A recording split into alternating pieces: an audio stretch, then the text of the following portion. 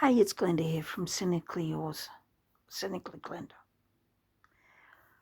I want to talk about another aspect of trauma and how it affects you in as much as social, emotional, and physical intimacy. When you grow up in a home where emotional connection doesn't happen,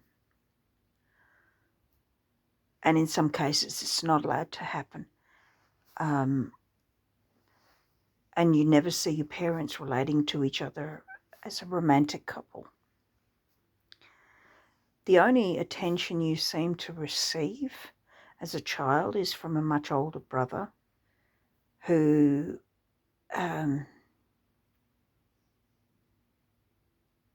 exploits you for his own sexual gratification. You are taught at a very early age, because of how little your brain has developed, that emotional intimacy is about sex, and it has nothing more to do with it than that. On some level, you interpret that as love and as attention. So when you go out in the world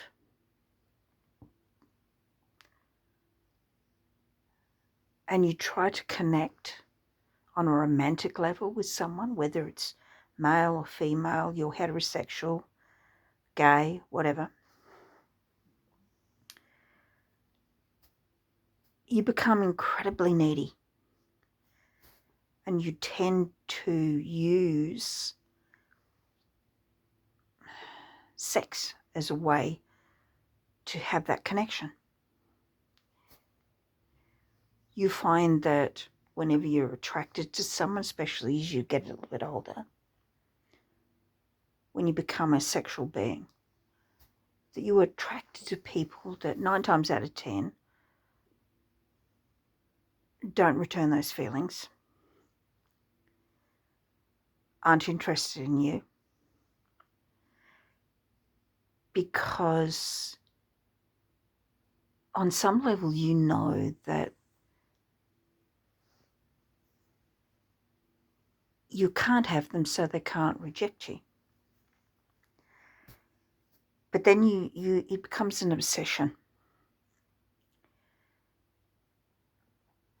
And you find that every romantic connection or a connection you have with either the gender you're attracted to or, the opposite sex, whichever you prefer to say, it's always on a sexual level. And therefore you tend to attract those that see your neediness for some sort of connection, and they exploit it. I connected with a good deal of men and teenage boys over the years. I know as a young teenager, 13, 14, 15 years of age, it was nothing unusual because I lived in a mining town to attract over 18-year-old men. And they were quite happy. It was the early 60s and early to mid 60s and 70s, not 60s. And they were quite happy to take advantage of you. That's just the way it was back then.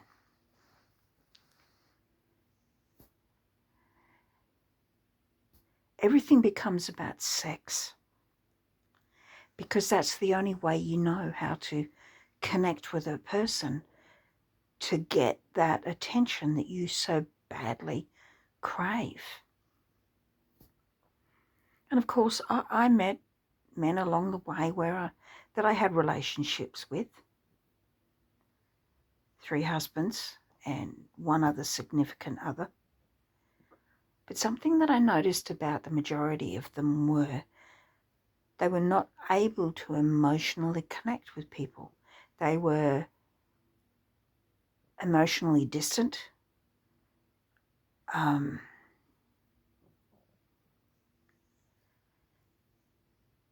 my first husband, it was all about him.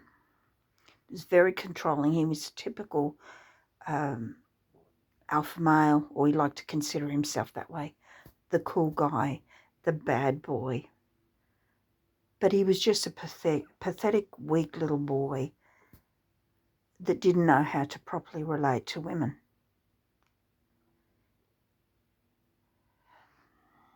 He was abusive. He beat me up and he raped me quite a few times, forced himself on me quite a few times throughout our relationship. Split my lip, gave me black eyes. Eventually I got to the stage where I had to walk away, and I still married him. Our marriage lasted a little over 2 years, and then I left. I literally had to hide to get away from him because he came after me.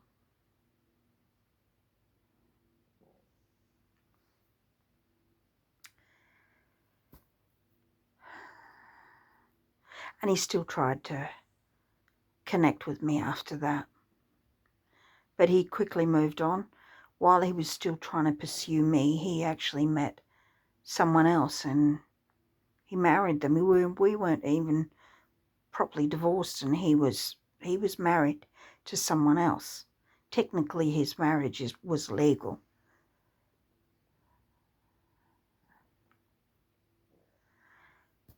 My second husband came from a broken home. He had no real relationship with his father, and his mother was incredibly selfish.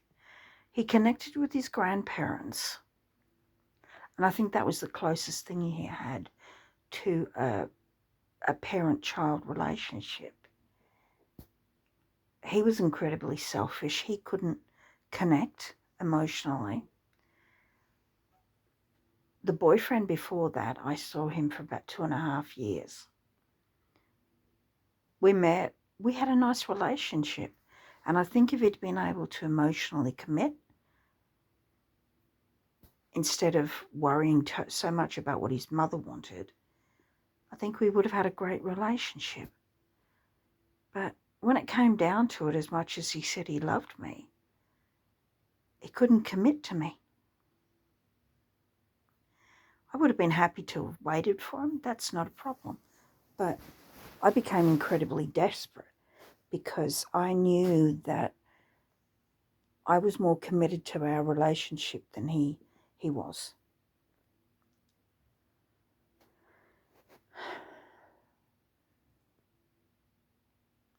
Hubby number 2, he was verbally abusive.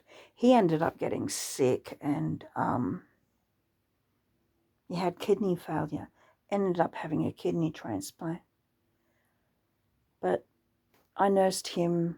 I took care of him. I took care of everything. I worked full time. And not once did he show his appreciation for any of it. And I would not have been all surprised if he cheated on me. He would disappear on weekends to his best friend's place. You know, it took me 2 years to get him to go back to work after he'd had his kidney transplant. I said, even if you just go back to work part-time, because we had to sell at the home that we lived in, that we'd bought, and we were struggling financially. Finally, he went back to work and he ended up getting a FIFO job. Not a FIFO job, a mining site job back in the days when, you know. And the whole time he accused me of cheating, and I never did.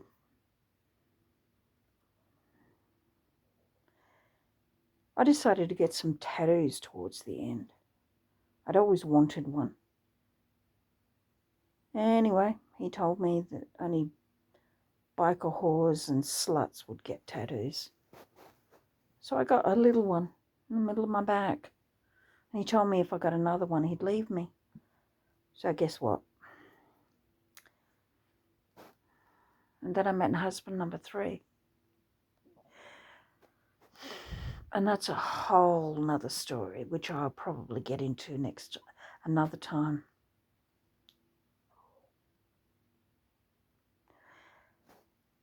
sex to me was a way to become emotionally intimate with someone, because that's the only way I knew how.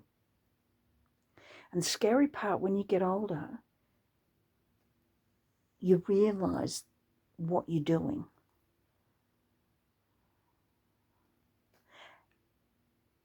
And to be honest with you, I really don't think I am capable of emotional intimacy with anybody, because I still have these trust issues.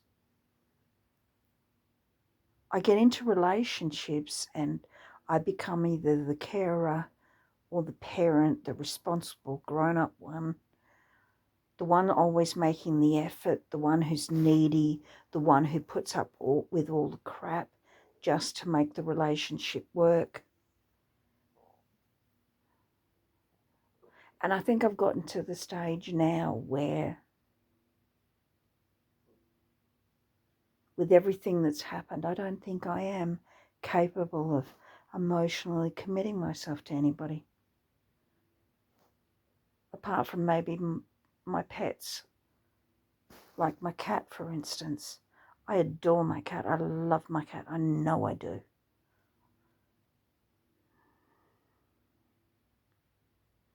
But I realise now that all of the men that I connected with and tried to connect with,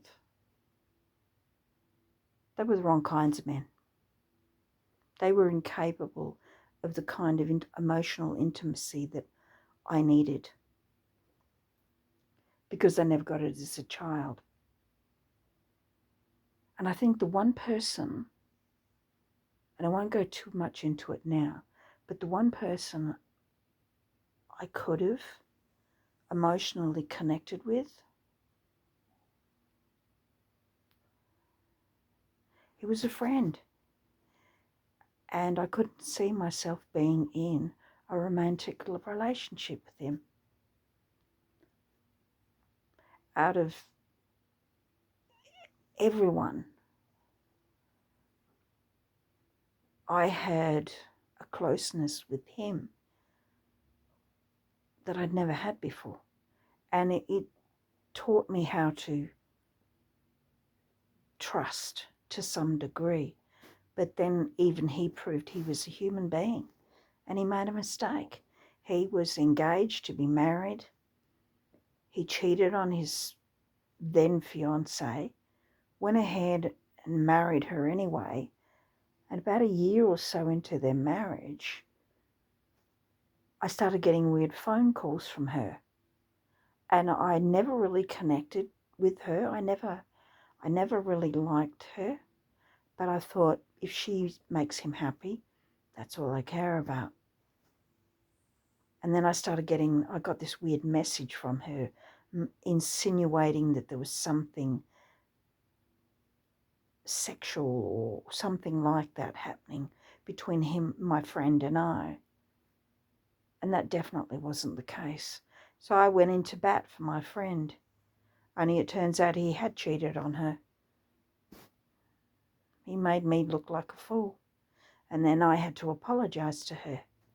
But then when I realized what he had done, and I realized that I think there was more to his side of things as far as our friendship was concerned than what I even realized,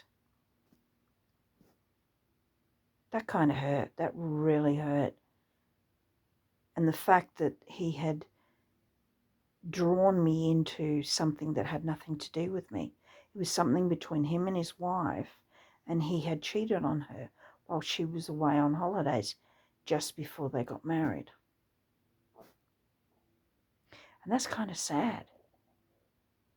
But I think if anybody was going to be able to give me that emotional intimacy, it would have been someone like him. But like I said, I wasn't physically attracted to him. So maybe that's my problem. The men who could give me what I needed desperately I couldn't connect with them. I wasn't attracted to the men that way. But anyway, that's it for this one. I'll catch you in the next one. Bye.